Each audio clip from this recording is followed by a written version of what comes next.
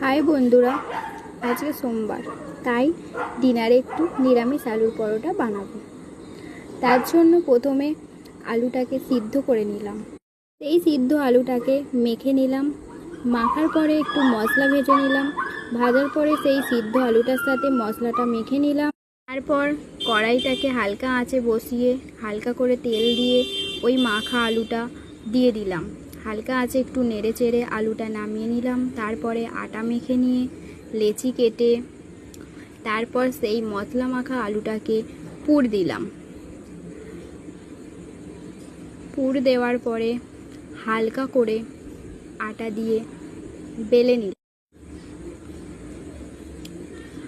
বেলে নেওয়ার পরে কড়াইতে তেল দিয়ে রুটিটা ছেড়ে দিলাম। তারপরে উল্টে পাল্টে পরোটা রেডি হয়ে গেল। তার সাথে একটু ধনেপাতার চাটনি বানিয়ে নিলাম।